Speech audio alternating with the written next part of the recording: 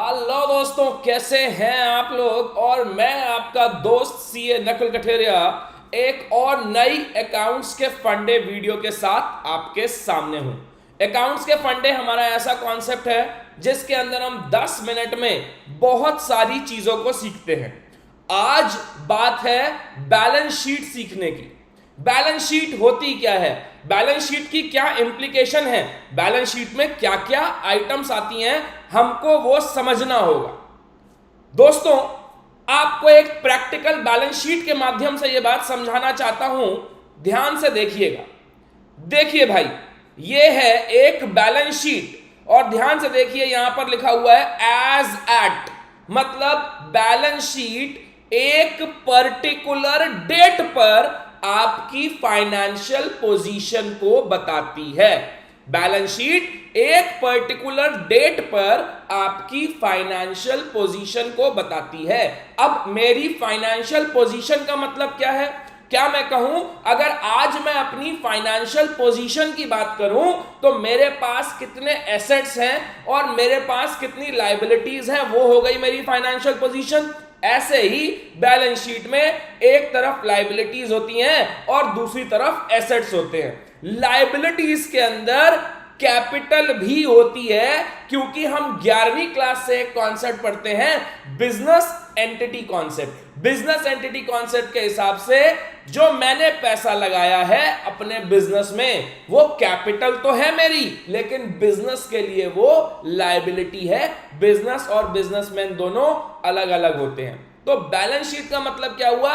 Balance sheet का मतलब हुआ एक पर्टिकुलर डेट पर आपकी फाइनेंशियल पोजीशन। अब देखिए, बैलेंस शीट की एक एक बात को डिस्कस करते हैं। जैसे सबसे पहले आता है एसेट्स में फिक्स्ड एसेट्स। फिक्स्ड एसेट्स का मतलब क्या होता है? फिक्स्ड एसेट का मतलब होता है वो एसेट्स जो आपने लॉन्ग टर्म के लिए होल्ड कर रखे हैं और वो एसेट्स आपको आपके बिजनेस को चलाने में काम आते हैं। आपको आपके बिजनेस को चलाने में काम आते हैं, वो होते हैं फिक्स्ड एसेट। जैसे आपका प्लांट एंड मशीनरी, आपकी बिल्डिंग, आपके फर्नीचर, आपके इक्विपमेंट्स, जिनके बिना आप बिजनेस नहीं कर पाएंगे। उसके बाद और क्या आता है? फिर आते हैं हमारे करंट एसेट। करंट एसेट का मतलब वो एसेट्स जो रोटेशन में घूमते हैं और which are readily convertible, which are convertible within 1 year और 12 मंथ्स। 12 महीने के अंदर अंदर वो कैश में कन्वर्ट हो जाएंगे। जैसे कि क्लोजिंग स्टॉक। क्लोजिंग स्टॉक मैं बेचूंगा तो मुझे कैश मिल जाएगा, मेरा बैंक बैलेंस, मेरा कैश इन हैंड, मेरे डेटर्स। डेटर्स का मतलब क्या? डेटर्स का मतलब वो लोग जिनसे मैंने पैसा लेना है, तो ये लोग भी मेरे को पैसा देंगे ही देंगे। मेरी फिक्स डिपॉजिट, मैंने क्रेडिटर्स को एडवांस दे रखा है। क्या मैं बोलूं, अगर मैंने आपसे 2 लाख का सामान खरीदा और आपको 3 लाख रुपए दे दिए, तो इसका मतलब 1 लाख रुपया मैंने आपको ज्यादा दे रखा है, वो भी तो मेरा एसेट ही हो गया ना। फिर क्या आता है? लोन्स एंड एडवांसेस, मतलब मैंने किसको लोन दे रखा है। इसका मतलब जिनको मैंने लोन दे रखा है उनसे भी तो मुझे पैसा मिलेगा कि नहीं मिलेगा वापस।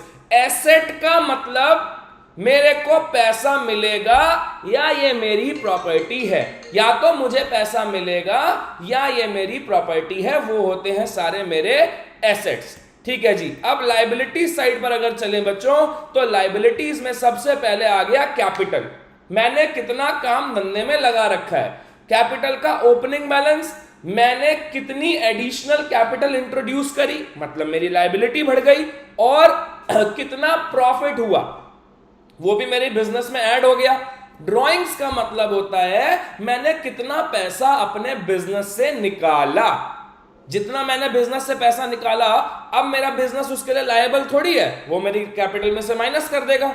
और आता है इनकम टैक्स। क्या मैं बोलूं, इनकम टैक्स तो मेरी पर्सनल इनकम पर लग रहा है ना, तो वो भी मेरी ड्राइंग्स कहलाएगी। अनसिक्योर्ड लोन, ध्यान से देखो, यहां पर भी लोन है और यहां पर भी लोन है, लेकिन ये लोन वो है जो मैंने लोगों को दिया है, इनसे मुझे पैसा वापस मिलेगा। और ये लोन वो है जो मैंने लोगों से लोन ले रखा है, मुझे ये पैसा देना पड़ेगा। ध्यान से देखिए, क्रेडिट कार्ड, लोन होते हैं कि नहीं होते।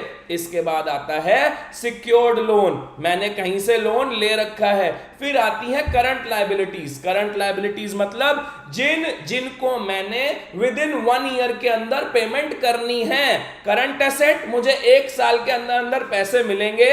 करंट लायबिलिटी, मुझे 1 साल के अंदर अंदर पैसे पे करने हैं।